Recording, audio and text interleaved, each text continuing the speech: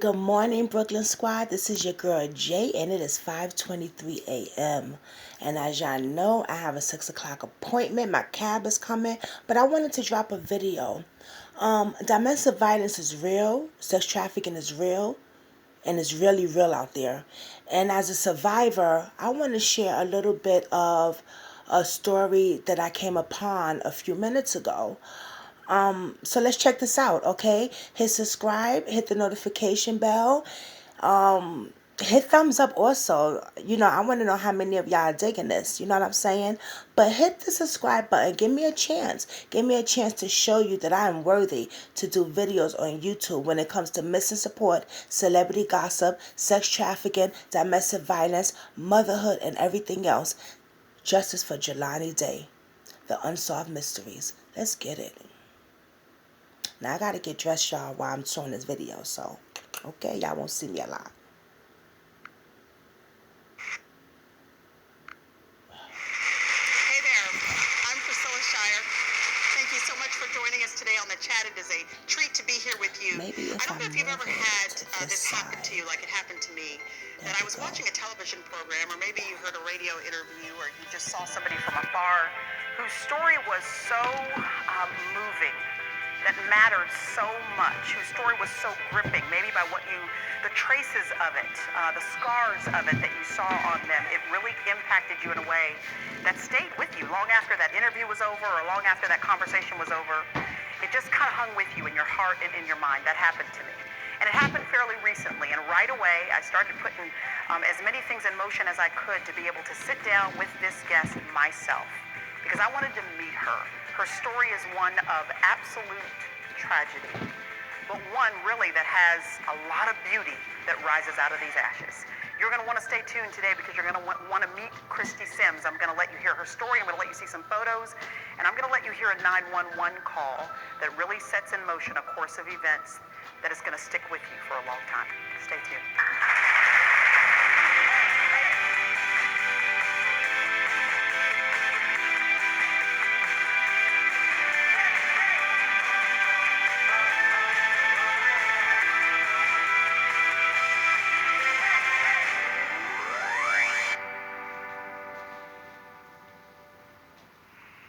I was sitting on my sofa at home watching a woman being interviewed on a talk show, and I was riveted.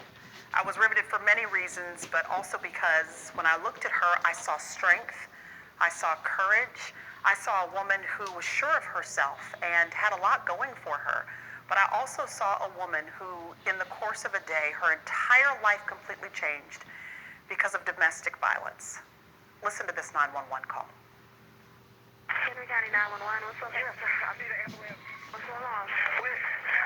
My girlfriend, I think it's drain cleaner. We're just putting it in the toilet and we slip. Sit down, baby, sit down. She fell? Sit down. She fell? Is she bleeding from anywhere? No. Ask her, what is she complaining of? What is her chief complaint? What? What is hurting her? It's burning her skin. Okay, it's burning her skin? Yes. She fell on his draino? Yes. I'm sorry. Can she get up? Yeah, she's sitting down. Okay, just 1 second. I'm going to get poison control on the line too, okay? What? I have to take care of her. I can't Okay, talk. listen, I'm going to get poison control on the line, okay? Yes. Hold on just a second. Hold on, let me... I have been looking so forward to meeting this woman. I know all of you are going to enjoy meeting her as well. Would you please help me to welcome Christy Sims?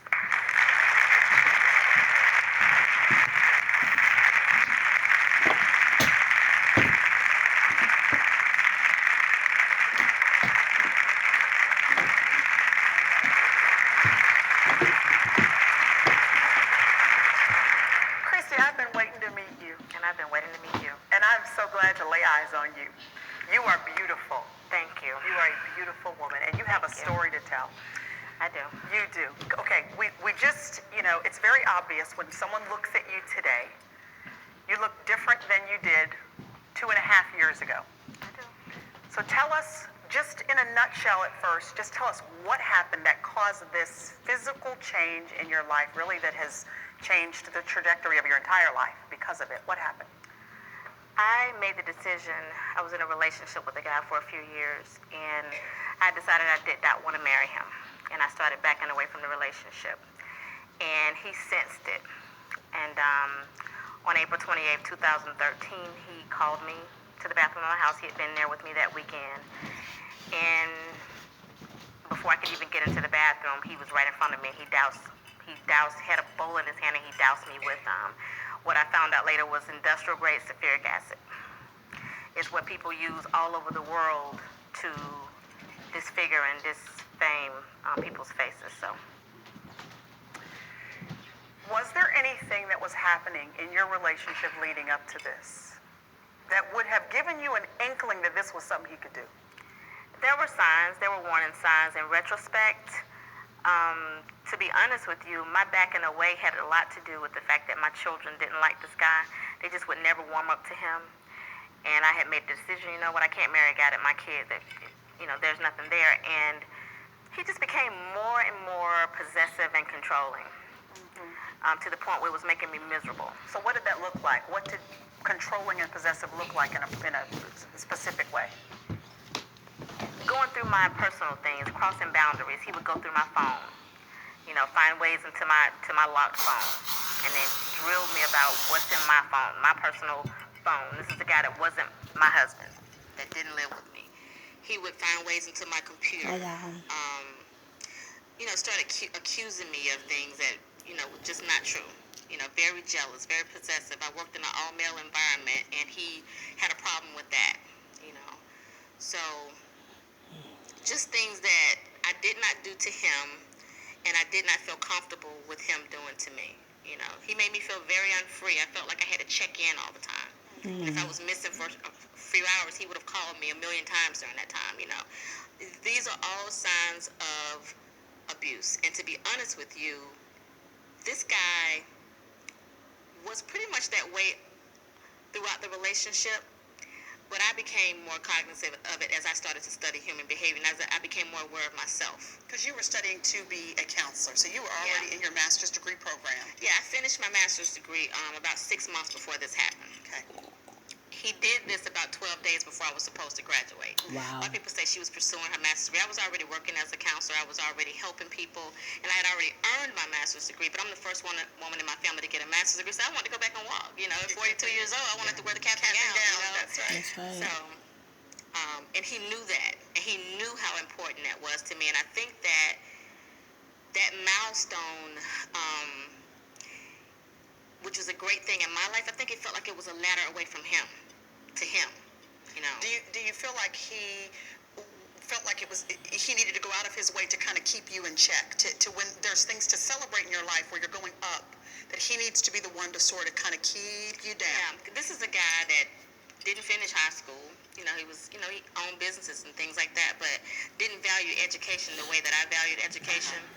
And always kind of, how do you put it, reduced the fact that I was an educated woman. But in retrospect, I think it was because, he felt inadequate in that area. Yeah, insecure. In that area. So. Okay, so let's go back to that day. I want to know about what were you doing, what was happening, what was your countenance like before this happened? So take us through that particular day up until the time when this happened to you.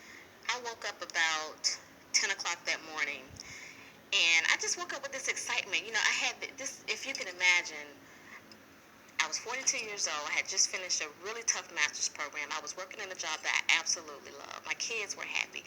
I had survived that whole divorce storm, and I was just happy. I was looking good. I was thin and cute, and, I just had this one problem.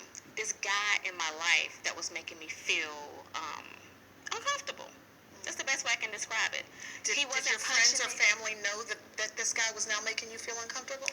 I had conversations with my friends, but to be honest with you, it's very complicated. The cycle of abuse is very interesting, because this guy was, he would be controlling, but he'd also be this guy that brought me flowers, and so he was slick. Right. Yeah, and told me he loved me a million times a day. But he got more, to be honest with you, he got sweeter as he felt me pulling away. And when I think about it now, it's because he held on tighter as I was moving away, because he could feel it, he could sense it.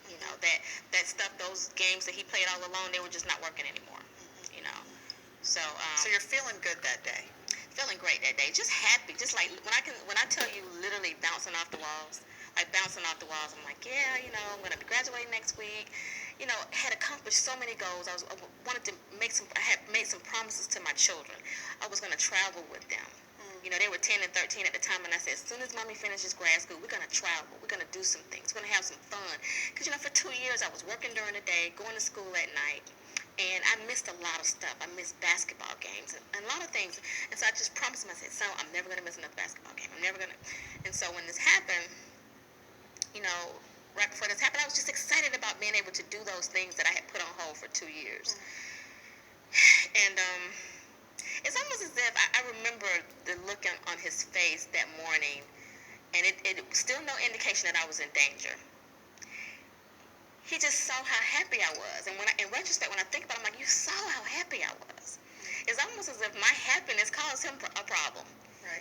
Like he was blinded by my light that day or something. You know, that's Pushed what I him felt. over the edge. Exactly.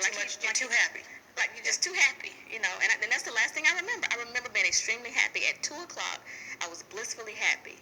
And at 2:30, I was in misery. In complete misery. Wow. Burning alive. Burning alive.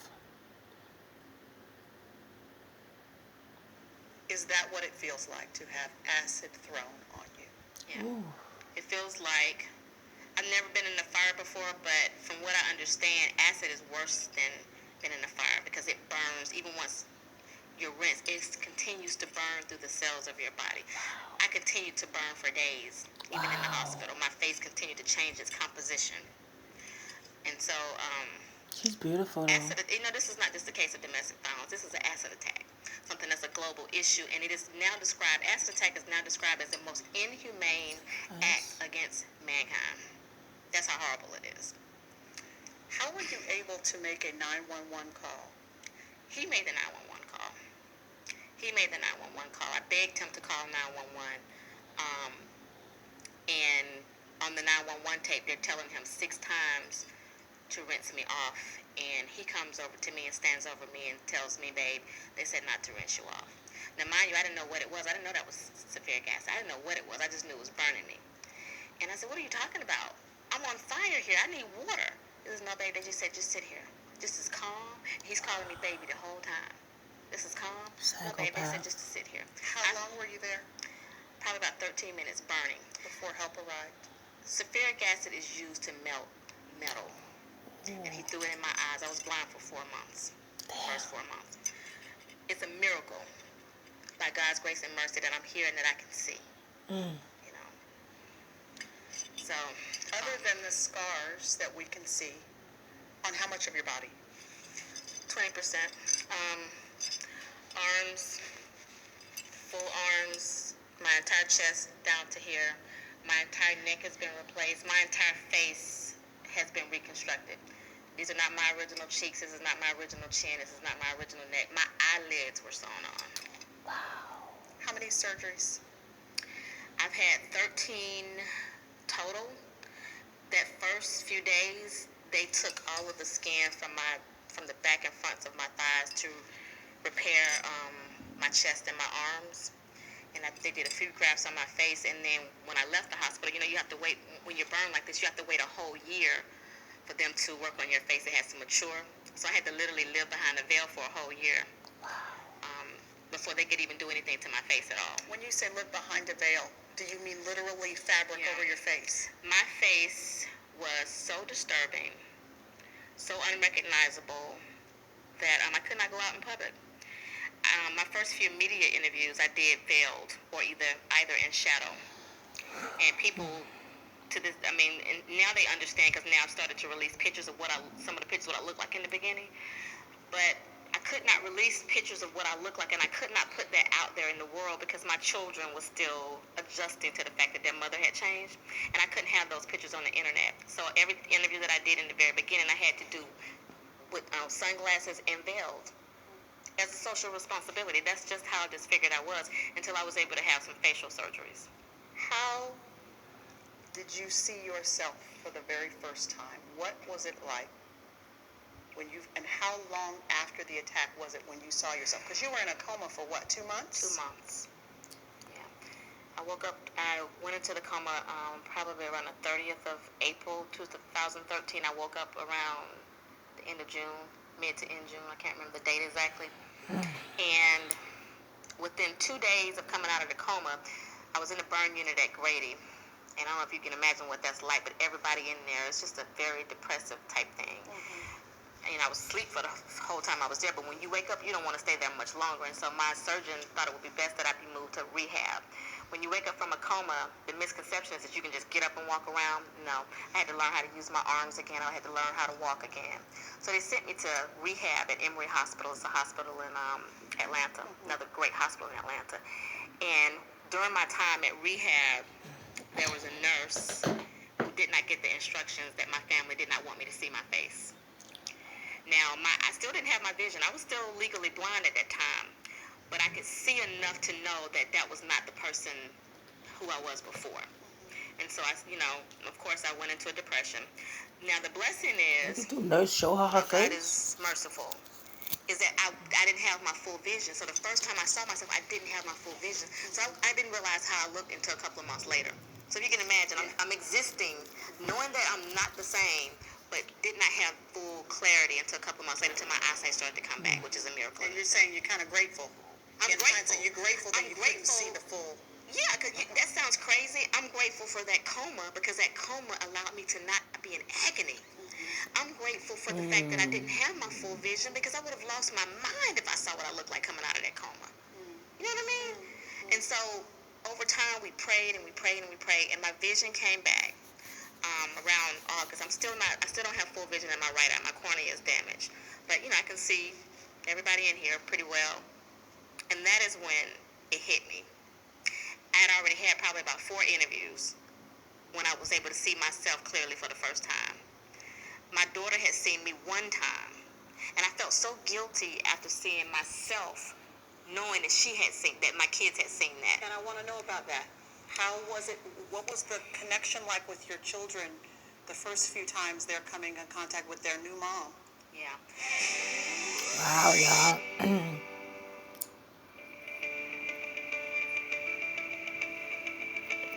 Hi, I'm Priscilla. I hope And I y'all wanted really to take an look at this opportunity video. to This is a invite you good personally to video. join me for a Very good 7-session video. Bible study I on the once armor was a of God. victim of We'll dive domestic deeply violence, into so what it I means to know. be equipped Thank God to I never had stand acid firm or against anything the thrown in my schemes face, but of if the that nigga enemy. would have had the He acid is that very day, real, he and would have he has thrown it been in my so face. strategic Wesley and Hines targeted in from his the attacks Bronx, against okay? us.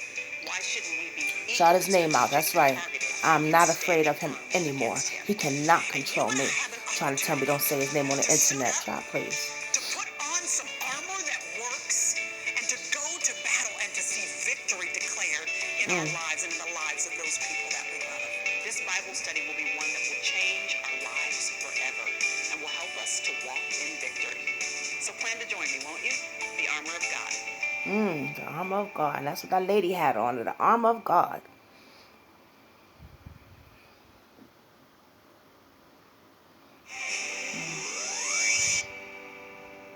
How was it? What was the connection like with your children the first few times they're coming in contact with their new mom? Yeah. My son, believe it or not, he handled